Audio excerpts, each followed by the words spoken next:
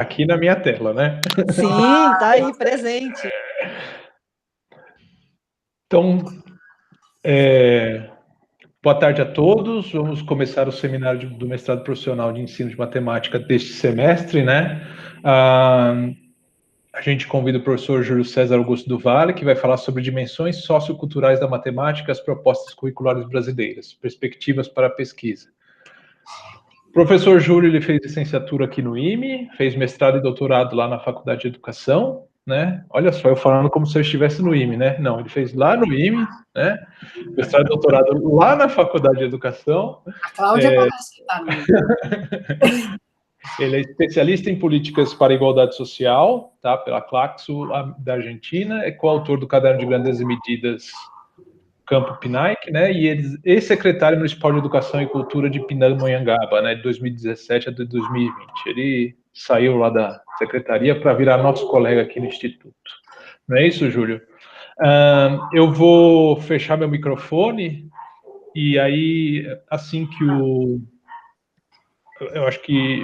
como de costume, a gente pode deixar as perguntas para o final, né? Então a gente deixa o Júlio falar por um tempo e no final a gente faz nossas colocações. Eu vou tentar ficar acompanhando o chat aqui também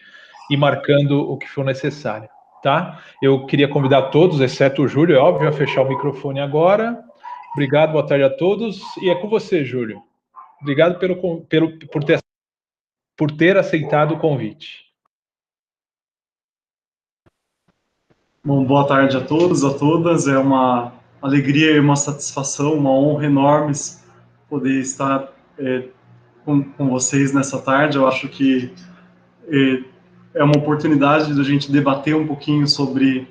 o que eu venho pensando, pesquisando e produzindo no campo do currículo de matemática e também apresentar, né, aquilo que eu gostaria de compartilhar a tela, tudo bem? Posso compartilhar aqui, né? Sim, fique à vontade, já tirei a minha.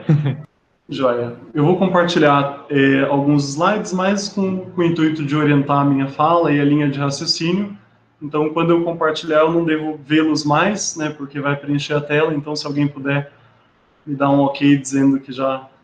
iniciou o compartilhamento. Eu aviso. Perfeito. Eu já estou vendo, tá? Aqui, Dimensões Socioculturais da Educação. Perfeito. Bom, ao longo do nosso encontro, eu pretendo explorar um pouquinho, né, esses dois tópicos, tanto das dimensões socioculturais da educação matemática e as propostas curriculares brasileiras, tentando sinalizar algumas perspectivas para a pesquisa, né, em especial pelo foco e pelo espaço do seminário tematizar, né, questões relativas à pesquisa. Eu optei por trazer aspectos e elementos que eu considero relevantes tanto do ponto de vista das dimensões socioculturais da educação matemática, como também aqueles que vêm, né, sendo contemplados pelas propostas curriculares brasileiras, tentando enunciar aspectos que eu considero relevantes para o nosso debate, para a nossa reflexão. Para iniciar, eu trago um trecho do Bertrand Russell, né, um matemático logicista por quem eu tenho grande admiração, em que ele diz: lembro-me de certa vez ler o relato de aula de aritmética de um menino. A governante dera o problema: se um cavalo vale 3 vezes tanto quanto um potro, e o potro vale 22 libras, qual é o preço do cavalo? O potro é domado? Indagou o menino. Isso não faz diferença, disse a governante. Mas Jaime, o cavalariço, diz que faz muita diferença.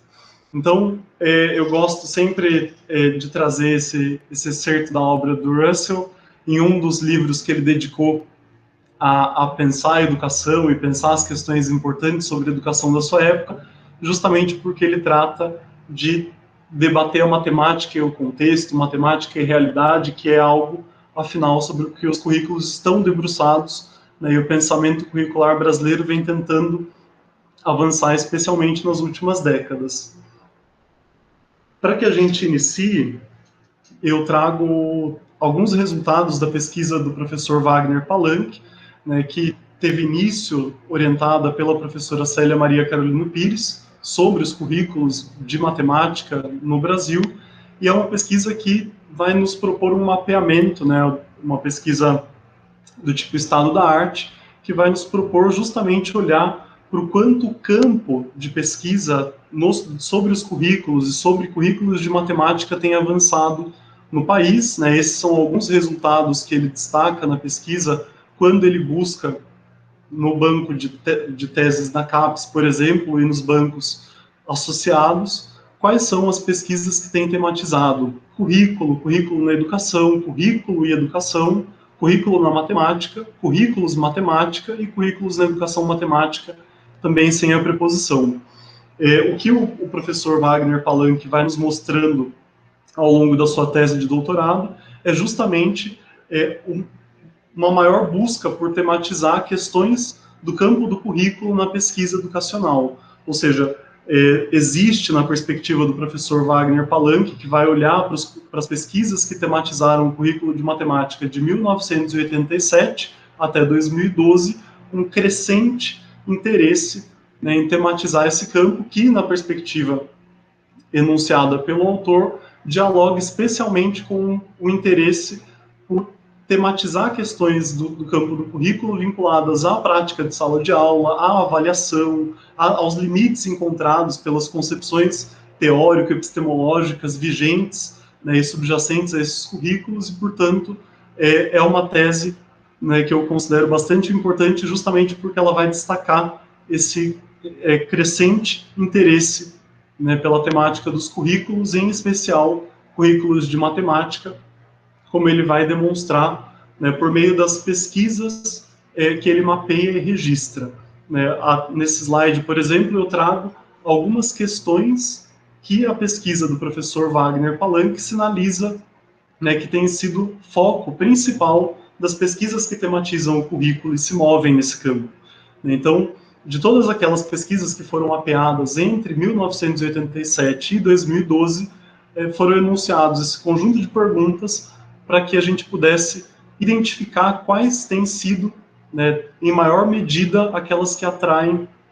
o interesse e o foco das pesquisas realizadas. O que efetivamente pensam os professores no que se refere às implementações curriculares e à organização curricular, qual é o papel das inovações curriculares, como se dá a abordagem dos conteúdos nos livros didáticos, qual o significado que o professor dá aos materiais produzidos pelas secretarias de educação, como o professor planeja seus conteúdos, que materiais o professor utiliza na construção de um planejamento, quais os recursos utilizados pelos professores nas aulas de matemática, que metodologias de ensino são utilizadas nas aulas de matemática, qual o impacto das avaliações nos currículos escolares e influência das avaliações externas e internas nas aulas de matemática. Esse conjunto de questões enunciadas pelo professor Wagner Palanque na sua tese de doutorado buscava justamente evidenciar quais eram os principais focos de interesse debatidos pelas pesquisas que foram produzidas nesse período, né, na história recente do Brasil. E ao mesmo tempo em que o professor Wagner sistematiza aquelas perguntas que têm sido, né, relevantes para estruturar as pesquisas de 87 a 2012, ele também consegue, na sua tese de doutorado, enunciar quais outras contribuições as pesquisas nesse campo, né, no campo do currículo, em especial de matemática, que outras contribuições elas podem trazer. Eu trouxe também algumas delas, né, em especial duas que eu vou destacar adiante, mas, primeiro, como os formadores podem contribuir para que os professores se apropriem de documentos curriculares e das teorias e concepções de ensino e de aprendizagem subjacentes, como os professores identificam e interpretam teorias e concepções de ensino e de aprendizagem subjacentes nos currículos de matemática, no que o conhecimento sobre os currículos contribui para o desenvolvimento profissional docente, por que o desenvolvimento curricular deve ser estudado na formação inicial, que concepções de currículo tem a comunidade de educadores matemáticos e como promover e potencializar a autoria docente no processo de elaboração e desenvolvimento curricular. Essas são questões que, do ponto de vista do professor Wagner Palanque na sua tese de doutorado, ainda poderiam ser melhor elucidadas pelas pesquisas, justamente porque elas aparecem em menor medida no período de 1987 a 2012. Então, dada a sua incipiência nesse período, o professor as enuncia, esperando que pesquisas sobre o currículo de matemática possam, então, tê-las como objeto, tê-las como motivadoras, né, de novas investigações. E eu destaco duas delas, né, a segunda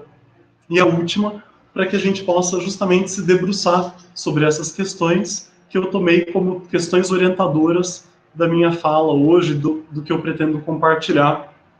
com vocês. A primeira delas, como os professores identificam e interpretam as teorias e concepções de ensino e de aprendizagem subjacentes nos currículos de matemática, e como promover e potencializar a autoria docente nesse processo de elaboração e desenvolvimento curricular. Eu vou tentar mostrar como as duas se aproximam na medida em que os currículos em ação, né, uma das dimensões importantes do currículo, as articula, mas, de modo geral, eu pretendo primeiro abordar a primeira questão sobre as concepções de ensino a partir de um texto, né, oriundo da tese de doutorado do professor Dario Fiorentini, da Unicamp, em que ele identifica, né, basicamente 6 concepções de ensino de matemática vigentes até aquele momento, né, na história brasileira, e que ele vai denominar, então, de formalista clássica, empírico-ativista, formalista moderna, tecnicista e as suas variações, construtivista e socio-etnoculturalista. Cada uma delas é expressa e melhor elucidada pelo texto, né, do professor Dario, e eu trouxe, então, alguns recortes para que a gente pudesse compreender como cada uma dessas concepções vigora e se articula, produzindo práticas de ensino de matemática bastante particulares a cada momento na história brasileira. Claro que cabe ressaltar que, enquanto concepções de ensino, muitas delas ocupam momentos simultâneos da história recente do Brasil, especialmente porque elas vão se consolidando na medida em que são capazes de responder melhor às questões, aos desafios, aos obstáculos que se colocam à prática dos professores de matemática. Então, é possível, né, que haja concomitância de algumas delas, como a gente vai ver nesse slide no próximo. A primeira concepção ou tendência identificada pelo professor Dario é justamente a formalista clássica, aquela que predomina até a década de 50 no Brasil, e se pauta justamente a partir de uma compreensão do modelo euclidiano e da concepção platônica da matemática, ou seja, do modelo euclidiano, ela herda a ideia da sistematização lógica do conhecimento matemático a partir de seus elementos primitivos, como definições, axiomas e postulados, e da concepção platônica da matemática, ela herda justamente, né, certos aspectos vinculados a essa visão estática, a histórica, dogmática das ideias matemáticas, como se elas existissem, na verdade, inclusive pré-existissem, segundo Platão, independente dos homens. Segundo essa concepção inatista, a matemática não seria inventada nem construída pelo homem. A concepção empírico-ativista, né, que chega ao Brasil por volta da década de 20, mais tarde a se consolidar, muitos matemáticos, né, de renome estão vinculados a essa corrente, em especial professores que tiveram influência significativa nas reformas curriculares brasileiras, em especial na reforma Francisco Campos, como o professor Euclides Roxo, e justamente, né, pode ser caracterizada nas palavras do professor Dario como uma concepção que não rompe com a concepção idealista de conhecimento, mas, né, acredita que as ideias matemáticas são obtidas por descoberta. A diferença, porém, é que elas pré-existem não no mundo ideal, mas no próprio mundo natural e material que vivemos. Então, é uma concepção que busca justamente, através do empírico e da experimentação, né, ativa sobre a realidade, buscar identificar aspectos que correspondam, então, à matemática da maneira como a gente já conhece. A formalista moderna, né, outra concepção identificada pelo professor Dario, que corresponde àquela veiculada pelo movimento da matemática moderna, né, que promoveria um retorno ao formalismo matemático, aquela dimensão do formalismo clássico, sob um novo fundamento, ou seja, não se pauta mais nas perspectivas que estruturavam o formalismo clássico, mas busca um novo fundamento, em especial nas estruturas algébricas e na linguagem formal da matemática contemporânea, valorizando, por exemplo, a função simbólica da teoria dos conjuntos e buscando se apoiar nessa teoria e na função simbólica da matemática justamente para ancorar novas perspectivas de desenvolvimento tecnológico e que de alguma forma estavam conectadas na perspectiva do movimento justamente ao formalismo modernizado. Uma quarta concepção, né, tecnicista, embora existam muitas variações, é aquela que inaugura as concepções educativas da ditadura militar, justamente porque tenta, né, reduzir a matemática a um conjunto de técnicas, regras e algoritmos, sem grande preocupação em fundamentá-los ou justificá-los. A perspectiva, né, construtivista, né, que vigora entre as décadas de 60 e 70, que vê a matemática como uma construção humana constituída por estruturas e relações abstratas entre formas e grandezas reais ou possíveis. É muito fortemente vinculada à ideia de que cada indivíduo constrói seu próprio saber como atividade mental a partir da manipulação, experiência e experimento. Essa ideia de que o desenvolvimento do intelecto e o desenvolvimento da cognição se dão a partir justamente dos saberes que são construídos a partir da manipulação, da experiência, do experimento, como forma de acesso, portanto, ao conhecimento matemático. E nas décadas de 80 e 90, aquela concepção denominada pelo professor Dario de sócio-etnoculturalista, né, que de feição antropológica, social e política, entende a atividade matemática como atividade humana, determinada socioculturalmente pelo contexto em que são realizadas. Só adquire validade e significação, portanto, no interior de um grupo cultural que tanto pode ser uma comunidade indígena, uma classe de alunos ou até mesmo a própria comunidade científica. Então, naquele momento estavam, né, dispostas como concepções de ensino de matemática vigentes, identificadas pelo professor Dario na sua tese de doutorado, essas 6 concepções, né, de ensino da matemática que, evidentemente, têm sua influência sobre a prática de ensino de matemática do professor na medida em que ele se aproxima de cada uma delas. E eu busco identificar as 6 concepções justamente para pensar no vínculo que se estabelece entre matemática e cultura, a partir da ideia do professor Biratan D'Ambrosio, de que diferentes culturas, em diferentes momentos históricos, produziram modos próprios de contar, comparar, medir, classificar, inferir, representar, desenhar e outras operações que estão na base de todo o raciocínio lógico-matemático e de que estruturam a atividade matemática independente da cultura onde ela apareça, né? A ideia, por exemplo, do desenvolvimento de sistemas de numeração, né, especialmente nos povos antigos, do berço do Mediterrâneo e mesmo nas Américas, como os maias, astecas e incas, vão dando conta de sinalizar para a ideia de que, a depender do contexto histórico, cultural e geográfico em que essas comunidades estão situadas, se desenvolvem modos muito próprios de contagem, medição, inferência, classificação, que estão, portanto, embebidos da cultura que os produz. Essa ideia fortemente vinculada à última concepção mostrada pelo professor Dario, né, sócio-etnoculturalista, é justamente aquela que estrutura uma das principais dimensões socioculturais da educação matemática, a etnomatemática, mas que também pode, né, ser colocada ao lado de tantas outras. Né, aqui nesse slide eu trago algumas delas, né, das perspectivas socioculturais da educação matemática, que vão desde a educação matemática crítica do professor Scodesmose, como também a sociologia da matemática, do Saul Restivo, que busca justamente discutir como se produz saber a partir de um determinado contexto social, a partir de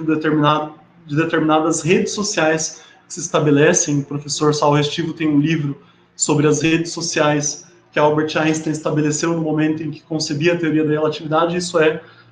bastante relevante, né, para a pesquisa acadêmica, tanto em história como em epistemologia da matemática, das ciências, porque vai mostrando como as nuances, não só sociológicas, mas históricas e filosóficas, vão caracterizando o conhecimento que se produz a cada momento histórico, tanto do ponto de vista dos objetivos que o caracterizam, como também,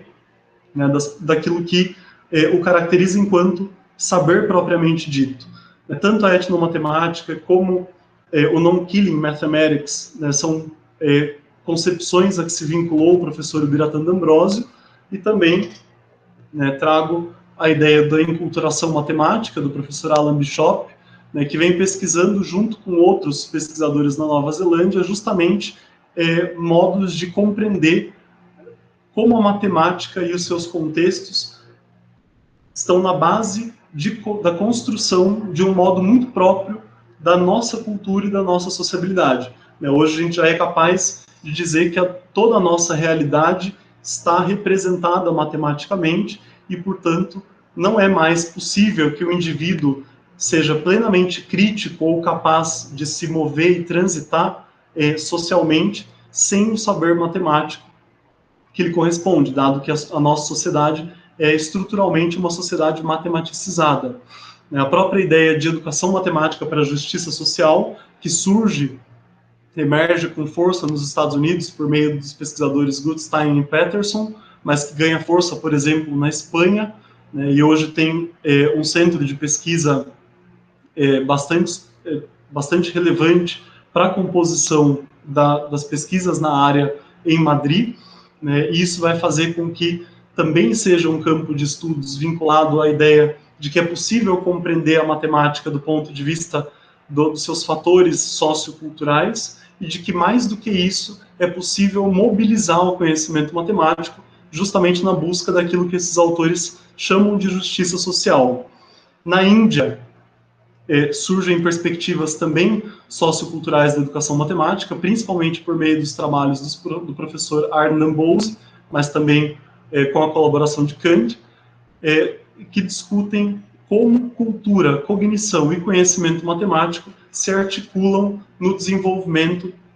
não só cognitivo, mas pessoal de todo cidadão. Eles fazem essa discussão a partir de conhecimentos matemáticos e da cultura indiana, mas hoje o trabalho de internacionalização da pesquisa feito pelo professor Arnand Bose também nos mostra que é possível transcender barreiras geográficas no sentido de levar essa discussão a outros ambientes e pensar também como contextos diferentes, né, de diferentes países, também se conectam à maneira como esses povos lidam culturalmente, também do ponto de vista cognitivo, com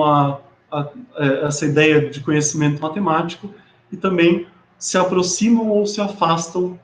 né, em alguma medida desse saber. Uma das discussões que o professor Arnand tem feito, em especial em interlocução com pesquisadores brasileiros, visa justamente pensar sobre o fato de que as dificuldades, né, e as barreiras que se colocam à aprendizagem da matemática no Brasil são, via de regra, tidas como culturais. É muito comum que nós digamos que existe um bloqueio quase que cultural com a matemática e que nos impede de aprender matemática no Brasil e que o motiva, portanto, a pesquisar como cultura, cognição e conhecimento matemático se articulam no sentido de aproximar indivíduos da matemática ou mesmo afastá-los. Na nossa história recente, cada uma dessas perspectivas, em especial a etnomatemática e a modelagem, aparecem, né, nas propostas curriculares brasileiras, e eu trago esse quadro da professora Célia Maria Carolina Pires, justamente porque ela vai tomar, em relação ao movimento da matemática moderna, quais são alguns dos seus fatores relevantes, tanto no momento de influência desse movimento, como também no momento, né, de principal influência das críticas ao movimento e da consolidação de novas ideias, que se dá justamente nas décadas finais do século passado. Nós temos aí, então, um quadro que divide cada um desses momentos históricos, tomando a sua epistemologia subjacente, a didática, modelos pedagógicos dominantes, influências, seleção de conteúdos, organização de conteúdos, modalidades organizativas e mesmo a relação professor-aluno. Cada uma dessas linhas nos dá subsídios bastante importantes para pensar possibilidades de pesquisa e de trajetos na investigação sobre o ensino e a aprendizagem de matemática não só ao longo da história desses movimentos, mas especialmente nos movimentos mais recentes, ou seja, nas políticas curriculares recentes, nós também temos cada uma dessas linhas, né, expandidas e pensadas a partir daquilo que se compreende como importante para o campo do currículo. Né? Nós tivemos aí muitas políticas curriculares implementadas nos últimos anos e que estende esse movimento, né? Claro que não se limita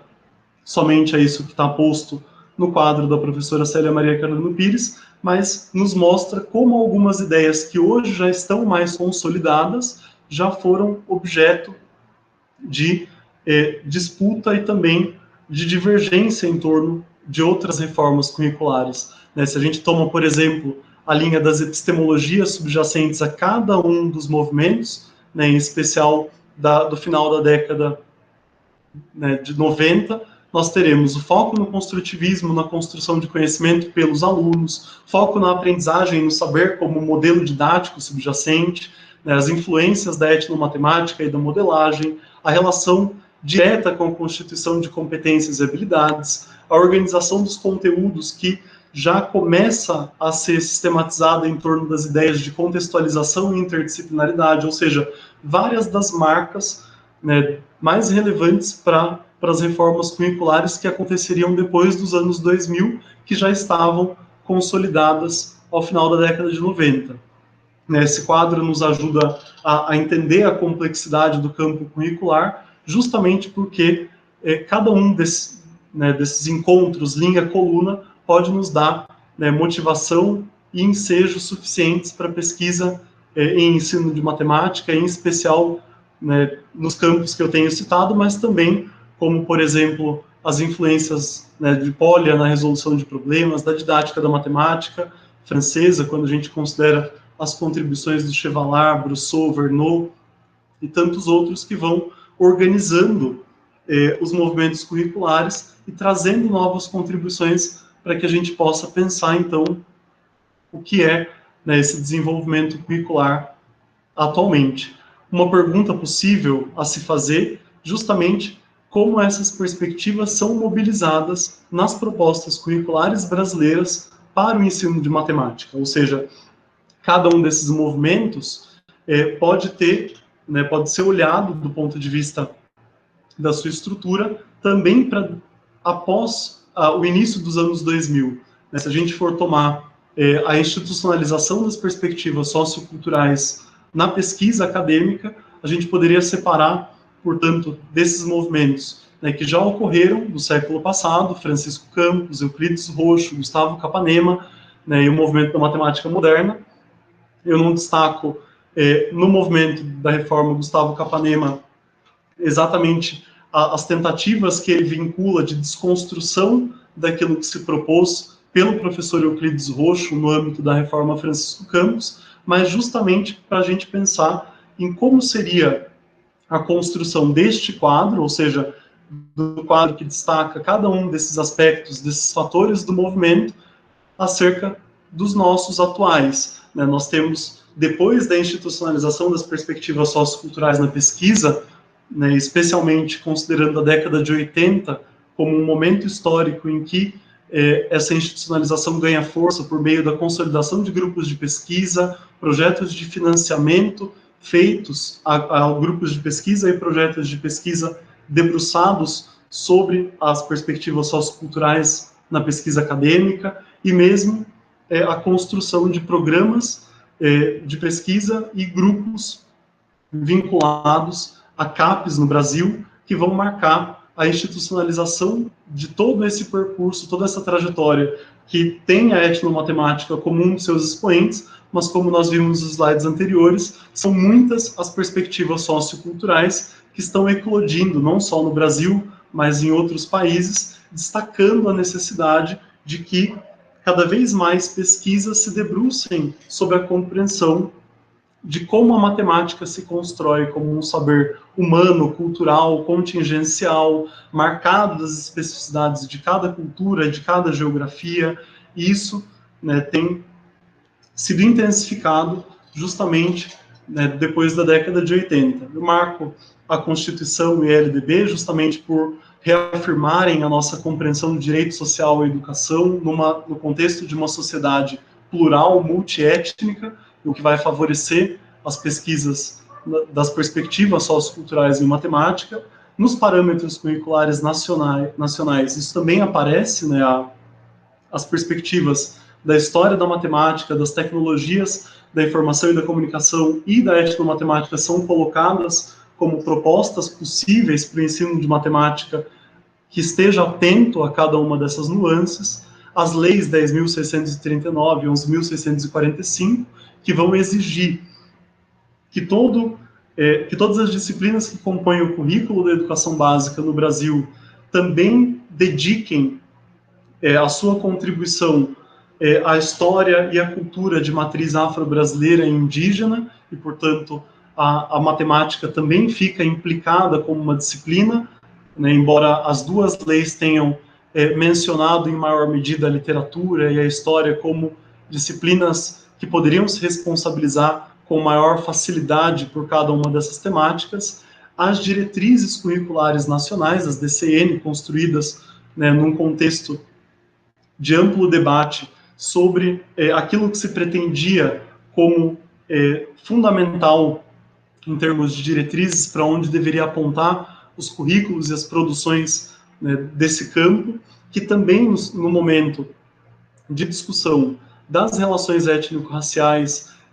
evidenciam a necessidade, novamente, de que a matemática contribua, né, para a dissolução dos aspectos relacionados ao racismo. Textualmente,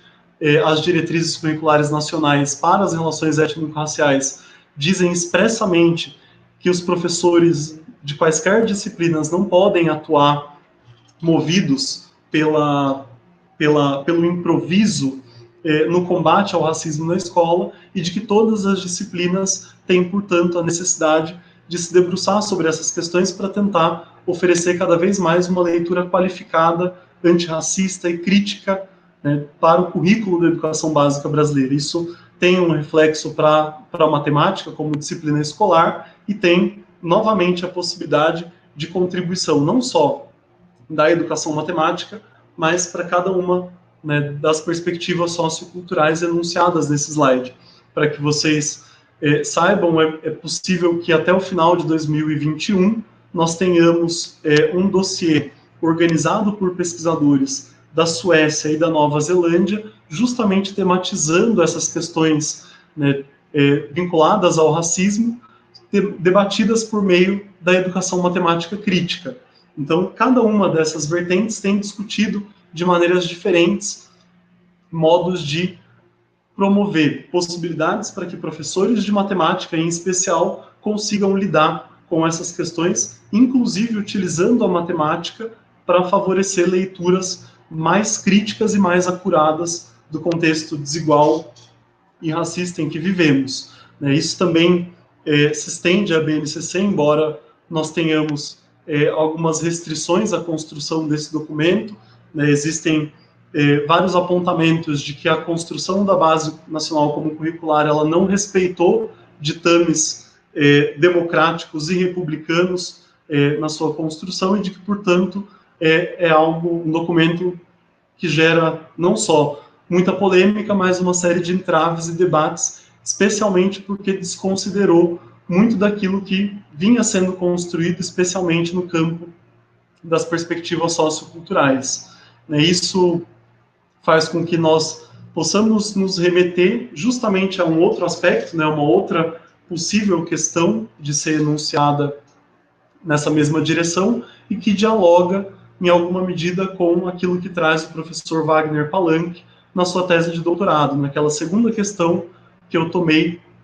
como uma questão relevante para que nós possamos discutir, né? Ou seja, como essas perspectivas são mobilizadas nas práticas de ensino de matemática, ou seja, não só como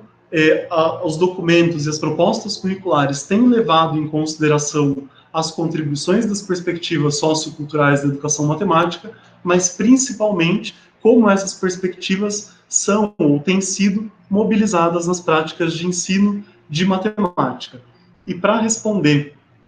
a essa questão, eu trago uma contribuição do sociólogo português Boaventura Souza Santos, que vai conceber aquilo que ele chama de sociologia das ausências e das emergências,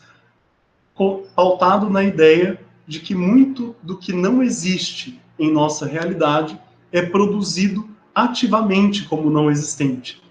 E por isso, a maior armadilha para nós é reduzir a realidade ao que existe. O que o professor Boaventura Souza Santos, né, argumenta é de que nós temos em curso uma certa racionalidade indolente, né, que dá título a uma de suas obras, uma certa racionalidade preguiçosa que realmente produz como ausente muita realidade que poderia estar presente. Eu gostaria de utilizar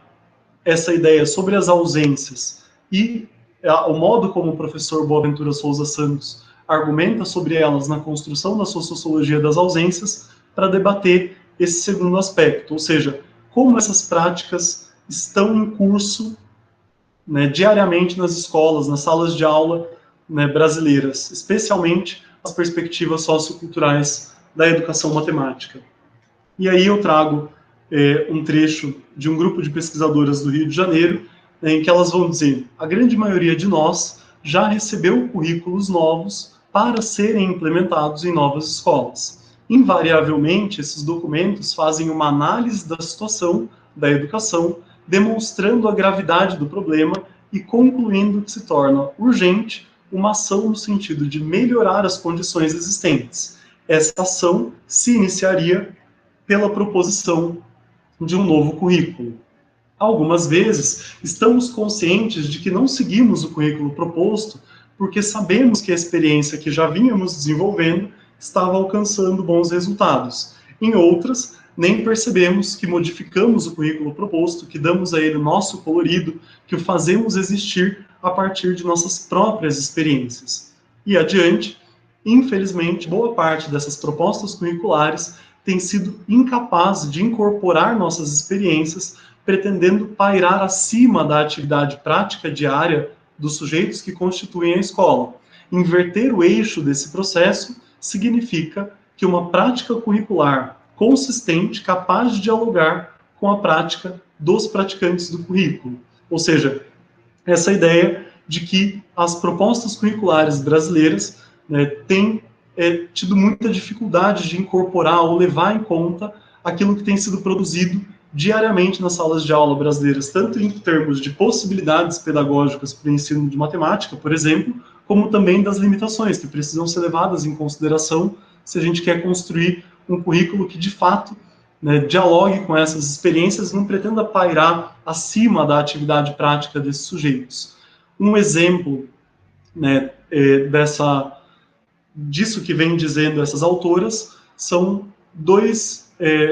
momentos de representação da obra do professor Gimeno Sacristã, dedicados a pensar sobre as dimensões do currículo, justamente que mostram para a gente, né, possibilidades de interlocução, né, com cada uma dessas práticas. Hoje nós sabemos que as políticas curriculares elas têm partido, na maior parte das vezes, das reuniões em torno, né, de um grupo de pessoas, de especialistas, via de regra, que determinam aquilo que se concebe como currículo prescrito. E em torno do currículo prescrito, se tem tido muita dificuldade de pensar sobre como se articula a prescrição com a prática, ou seja, como se pensa a partir da prescrição sinalizações, endereçamentos, possibilidades feitas para que professores, no nosso caso, especificamente de matemática, possam produzir práticas curriculares não só consistentes, mas coerentes àquilo que tem sido construído. Então, pensar sobre as dimensões do currículo também nos dá possibilidades de encontrar locais de investigação, né, locos de investigação privilegiados em cada uma dessas etapas. A gente pode olhar não só para os currículos da maneira como eles têm sido prescritos, mas também para os currículos que são produzidos pelos professores, pelos currículos em ação, pelo currículo avaliado, ou seja, aquilo que se esperava em relação aos propósitos que se tinha com a prática curricular. São várias as instâncias da política curricular com a qual nós podemos dialogar nas pesquisas curriculares. E eu trago essas duas imagens justamente porque muitas vezes se tem o currículo prescrito como o início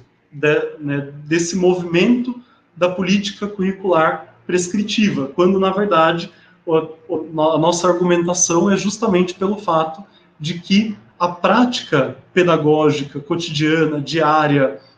com todas as suas limitações, mas também com todas as suas potencialidades, ela sim é o ponto de partida para as políticas curriculares. E as políticas que não a tomam como ponto de partida, infelizmente, acabam pairando acima da atividade prática dos professores, incapazes de estabelecer com ela quaisquer conexões. Se nós pensamos do ponto de vista das ausências, das emergências, ou seja, quando o professor Boaventura Souza Santos nos diz que as ausências são produzidas ativamente, nós podemos pensar em pelo menos 3 ausências que são produzidas ativamente por meio desses processos de produção curricular. O primeiro deles, que responde à questão do professor Wagner Palanque, é justamente a autoria e a autonomia docentes nos processos de elaboração dos documentos curriculares oficiais. Ou seja, a cada vez que se constrói uma política curricular que desconsidera a participação dos professores de matemática ou qualquer grau de permeabilidade para que esses professores possam enunciar suas possibilidades e principalmente os limites que têm encontrado na prática, essa política curricular se distancia das possibilidades de interlocução direta com aquilo que se faz em sala de aula. Então, quando o professor Boaventura Souza Santos diz que toda ausência é produzida ativamente, ou que muito da nossa realidade é produzido ativamente como ausente, e a gente acaba entendendo isso como inexistente, a autoria e a autonomia docentes nesses processos acabam sendo uma dessas ausências. Uma outra ausência é a compreensão da matemática como construto sociocultural de dinâmicas complexas e intensas disputas. Ou seja, embora muitos de nós argumentemos, em especial na formulação dos currículos, que a matemática é essencialmente um conjunto de saberes que dialoga com a prática de contextos específicos, que responde a demandas históricas, sociais, culturais, a cada momento histórico, isso precisa estar cada vez mais presente nas discussões em sala de aula, inclusive porque isso faz com que também se produza como ausência a ideia de que diferentes culturas e grupos são produtores de conhecimentos matemáticos. Um exemplo bastante elucidativo disso tem sido o movimento de mulheres na matemática, que reivindica o espaço de grandes pesquisadoras da matemática que acabam sendo produzidas como ausência no campo dos currículos. Ou seja, talvez esse seja, inclusive, um exemplo para a sociologia das ausências, do Boaventura Souza Santos, a partir do qual nós podemos entender que quando uma criança passa pela educação infantil, pelos anos iniciais do ensino fundamental, jovem passa pelos anos finais do fundamental e ensino médio, e só tem contato com homens que produziram matemática, em especial de determinados contextos geográficos, e sequer conhecem mulheres que se dedicaram a essa produção, a participação feminina na produção das matemáticas ela é produzida ativamente como ausência. Isso tem sido reivindicado, inclusive foi um dos eixos orientadores da Selic, que tomou justamente essa participação para mostrar que a participação feminina na matemática não é uma ausência, mas sim uma presença. E a partir dessas ausências, eu proponho alguns caminhos, então, que dentro da concepção do professor Boaventura Souza Santos, vão justamente aparecer vinculadas àquilo que ele nomeia como sociologia das emergências, ou seja, essa ideia de que contra cada uma das ausências que nós vamos percebendo, a ausência dos professores na produção curricular, a ausência da matemática como um saber essencialmente cultural, humano, embebido das práticas de cada um dos seus contextos de produção, para cada uma dessas ausências existe uma emergência possível, capaz, então, de demonstrar presença. Eu enunciei algumas delas, né?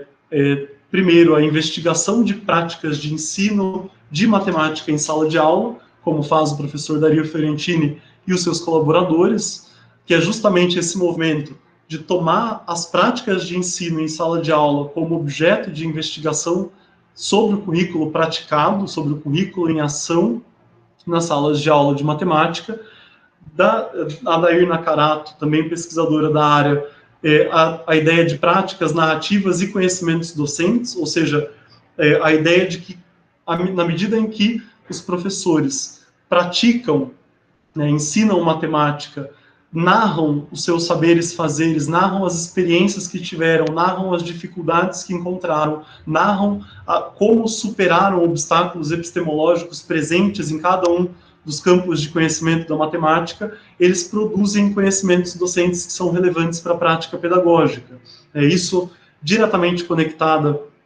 também à investigação da própria prática, como vem argumentando Lozano e Fiorentini em trabalhos recentes, né, ou seja, a necessidade de que cada vez mais professores se debrucem sobre as próprias práticas para que dela possam extrair elementos, né, que nos ajudem a sinalizar não só práticas consistentes, mas também aquilo que tem sido possível realizar nas salas de aula da educação básica. E, em último, a necessidade de desinvisibilizar práticas emancipatórias consistentes já em curso, né, os chamados currículos pensados praticados. Inclusive, o termo pensados praticados ele é colocado, né, dessa maneira,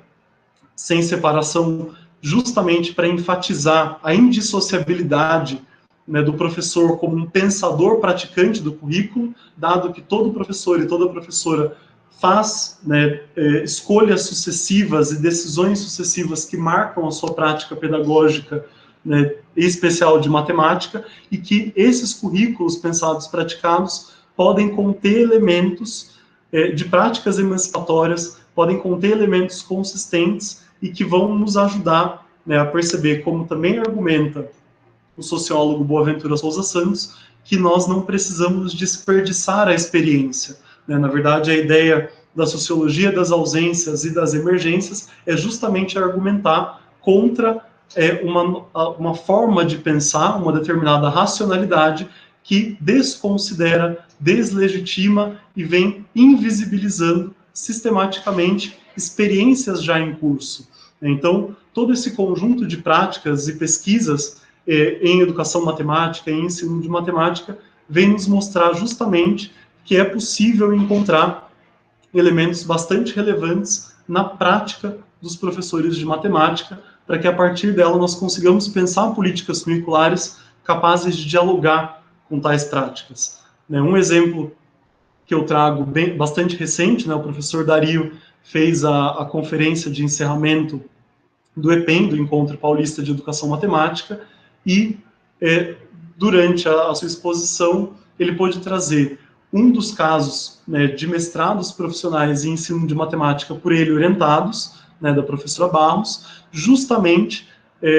que, né, se dedica a pensar quais são aprendizagens situadas na prática. Então, a partir, né, desse paradigma de investigação sobre a própria prática, de que também nos falava o professor Paulo Freire, com a sua ideia de ação, reflexão, ação, é justamente pensar que quando nós registramos, sistematizamos, compartilhamos aquilo que temos produzido em sala de aula, na educação básica, nós conseguimos identificar saberes docentes bastante relevantes, inclusive, para pensar melhoramentos na própria prática. Alguns dos itens elencados pelo professor Dario, a partir da pesquisa realizada pela professora, é justamente identificar quais são as potencialidades da tecnologia, um exemplo concreto, situado na prática, né, aliado aos seus desafios, ou seja, quais são os problemas de acesso à internet, desafios inerentes à constituição dessa prática de ensinar e aprender, usando a internet como, né, meio, as ações de planejamento que buscam atender necessidades dos estudantes reveladas nesse ambiente online, porque a professora utiliza na sua pesquisa do Facebook como uma das ferramentas, sobre quais perguntas fazer para promover a interação, a investigação e a aprendizagem dos estudantes. estratégias que contribuíram para compreender a aprendizagem desses estudantes que aconteciam no processo, ou seja, como eles estabeleciam mecanismos de socialização nos grupos construídos, nos grupos virtuais construídos pela professora, e principalmente, né, no caso do conteúdo trabalhado por ela, sobre como ensinar o conceito de função sob uma perspectiva mais exploratória e investigativa com a tecnologia e menos mecânica. Esse exemplo, né, situado no contexto do mestrado profissional em ensino de matemática, justamente nos ajuda a pensar sobre como nós podemos, então, construir essa comunidade colaborativa em que comunidade escolar e comunidade acadêmica se situam, né, juntas na busca por problematizar o ensinar a aprender, né, situado na prática escolar, sendo possível ressignificá-lo, construir, aprender outras possibilidades de ensinar a aprender a partir da negociação e análise da pesquisa conjunta, né, ou seja, essa ideia de que a comunidade escolar e a comunidade acadêmica têm objetivos distintos, né, têm objetivos que são específicos das práticas de cada uma dessas comunidades, mas que é possível estabelecer uma comunidade colaborativa que se dedique, então, a pensar como tem sido, como tem ocorrido, que dificuldades têm encontrado os currículos pensados, praticados, ou seja, os currículos em ação, para utilizar a referência do professor Sacristã, ou seja, como se tem mobilizado essas práticas no currículo, os currículos pensados, praticados de matemática, naquilo que ocorre no dia a dia de sala de aula e que pode nos oferecer elementos, né, ricos no na sistematização, no compartilhamento, no mapeamento de práticas consistentes para o ensino de matemática. Aqui eu coloco algumas das referências que eu utilizei para construir esse roteiro. Agradeço muito pela atenção e fico à disposição para que a gente possa conversar e falar um pouquinho sobre essas ideias. Obrigado, Júlio. Eu que agradeço sua apresentação, sua presença. Estamos abertos a perguntas. Quem quiser, eu acho que pode se inscrever pelo chat, fica mais fácil, e eu vou passando a palavra às pessoas, tá? Enquanto as pessoas se inscrevem, é curioso, né? Porque na disciplina que eu estou lecionando esse semestre, tópicos de pesquisa, né? Ensino de matemática, a gente discutiu na última aula exatamente isso, né? Da sala de aula ser um potencializador, né? E da sala de aula ser o professor da educação básica ser um produtor de ciência também, né? A gente pensar um pouco diferente disso, de que a gente tem que estar na academia para isso, e essa interação é super importante. Ninguém se inscreve? Ninguém tem perguntas?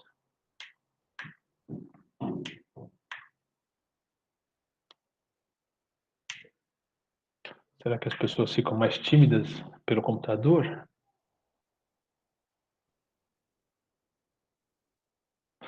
Bom, a Andressa, não sei se ela quer perguntar abrindo o microfone, mas ela perguntou: o que te levou a estudar essa temática? Bom, agradeço a Andressa pela pergunta. Eu tenho sido cada vez mais convencido da relevância de que as pesquisas dialoguem com o universo da sala de aula e com as escolas, justamente porque eu fui tendo indícios da necessidade desse debate, ou seja, na minha experiência, em especial como secretário de Educação em Pindamonhangaba, eu pude mobilizar alguns aspectos desses que eu menciono para vocês, tentando mapear, sistematizar, registrar, mapear e sistematizar para devolver às professoras da rede municipal aquilo que tem sido produzido pela rede de maneira geral e aquilo que já existe na rede como práticas emancipatórias, como práticas consistentes no ensino de cada uma das disciplinas. Então, eu fui cada vez mais me convencendo da relevância dessa temática, na medida em que eu fui percebendo que numa rede de 61 escolas, como tem em Pindamonhangaba, existem muitas práticas cotidianas em curso que não podem ser desperdiçadas na produção curricular, ou seja, estabelecer e construir uma política curricular ainda que com um documento curricular oficial prescritivo não nos afasta da necessidade de que esse documento dialogue com aquilo que já ocorre nas escolas. Justamente, né, uma frase que eu até utilizava com as professoras, quando nós propunhamos algum movimento no campo do currículo, nós não precisávamos jogar, né, o bebê fora com a água do banho. Quer dizer, certamente existem práticas que podem e devem ser melhoradas, mas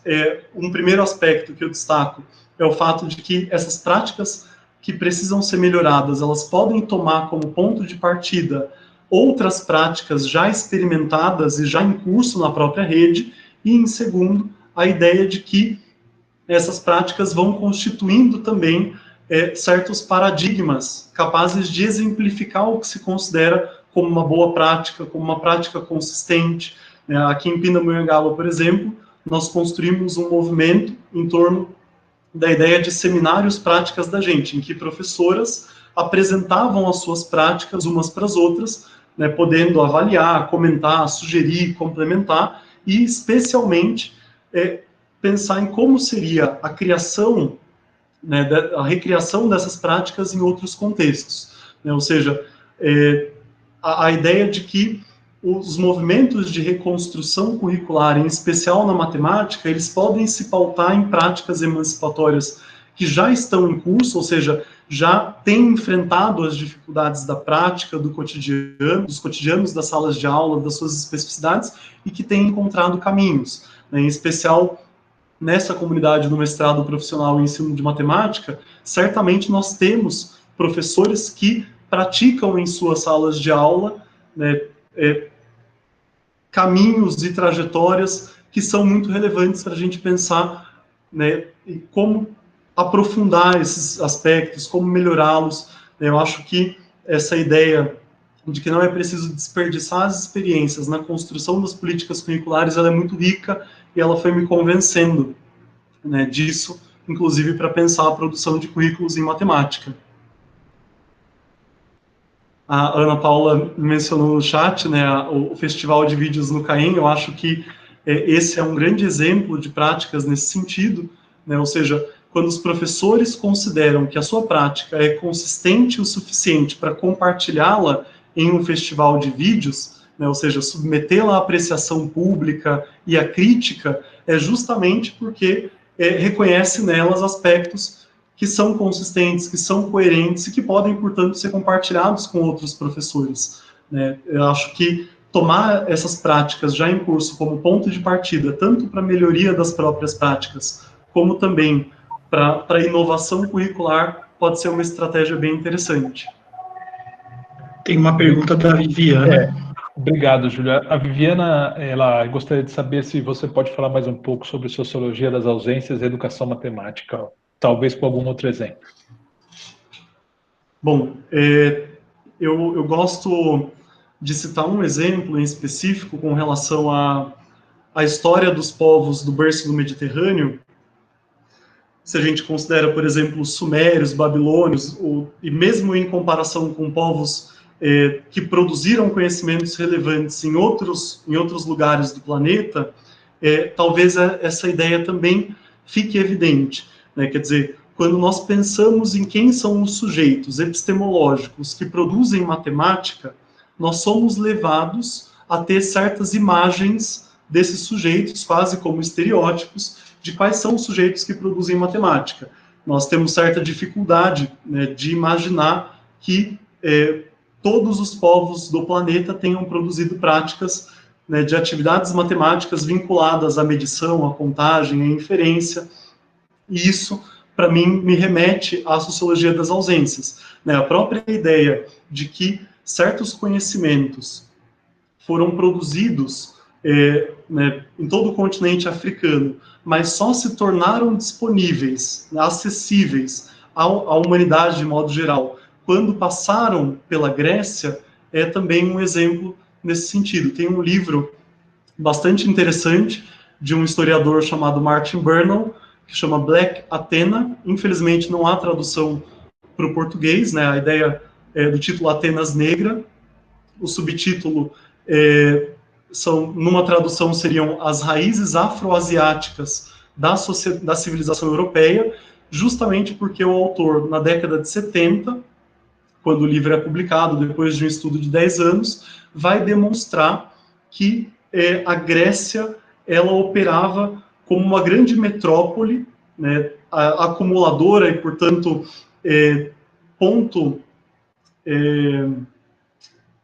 me faltou a palavra, uma grande metrópole aglutinadora, né, de pesquisas e saberes e outras práticas que estavam em curso em todo o berço do Mediterrâneo já há bastante tempo. Muitos dos saberes, por exemplo, sobre o sistema de numeração dos babilônios, se tornaram acessíveis depois que passaram por esse crivo. E o Martin Vernon vai argumentar na sua obra sobre a ideia de que a própria concepção de uma Atenas genuinamente branca, produzindo saberes matemáticos, mas também da filosofia, da política, essa ideia por si só, ela tem problemas epistemológicos, justamente porque na Grécia confluíam relações comerciais, políticas, né, econômicas e culturais que expressavam toda a produção, né, do berço do Mediterrâneo. A gente tem acesso a parte delas, o restante foi produzido ativamente como ausência, né? Hoje nós conseguimos avançar muito nas buscas, em especial da história social da cultura e da historiografia crítica, na descoberta, né, de como pensavam esses povos e de que relações estabeleciam com o seu entorno. Mas grande parte delas ainda, né, fica obscurecida, não só pelas disputas, né, que se estabeleceram naquele momento, mas especialmente por essa produção ativa das ausências. Alguém mais? Sim, o Ricardo está trazendo outro ponto interessante, que justamente nos lembra da história dos árabes em relação à matemática, né? E talvez essa também seja ainda uma das grandes produções de ausência, né? Quer dizer, os livros, né, que versavam sobre conhecimentos matemáticos até o início do século XIX, eles consideravam muito mais, né, de maneira central essas contribuições do que o fazem hoje. Então, essas ausências são produzidas sistematicamente, né, por meio do compartilhamento de livros, dossiês resgatados daquele momento e tantas outras produções históricas que vão marcando, né, a história da matemática.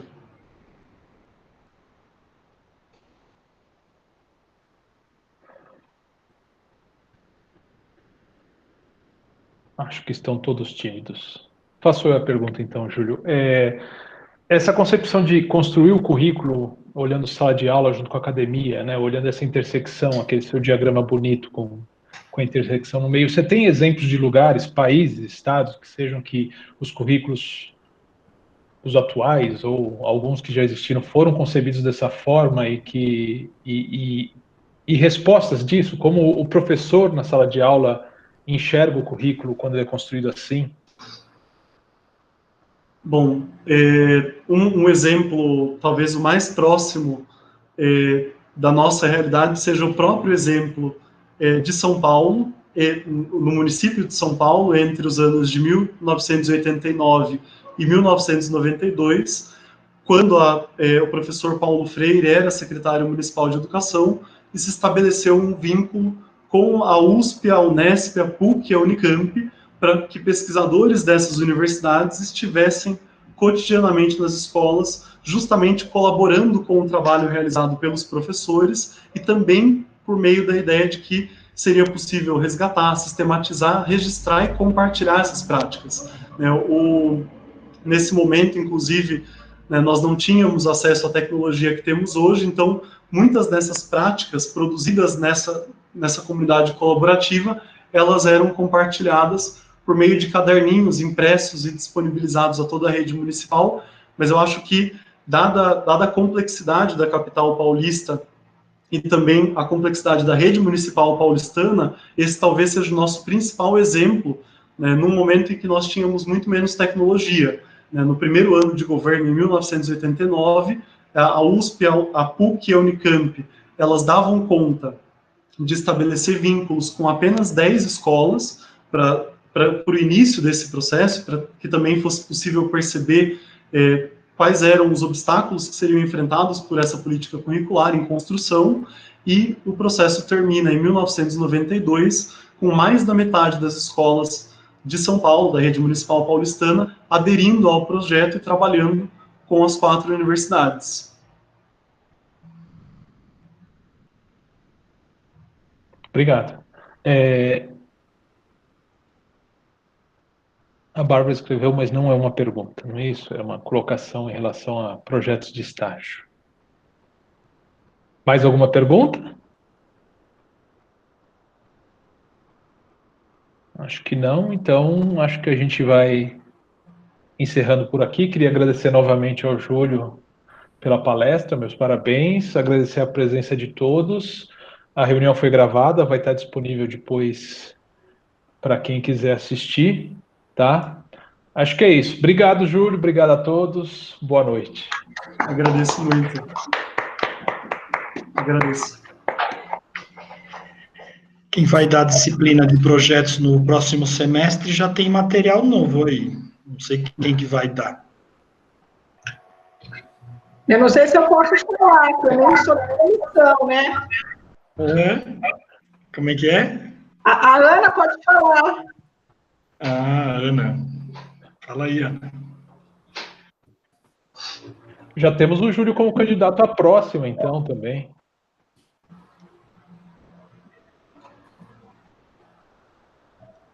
Tá sem som, Brolés.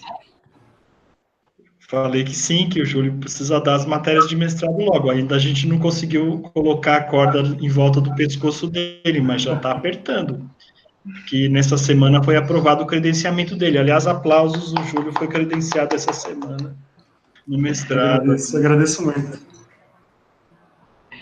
Não, essas ideias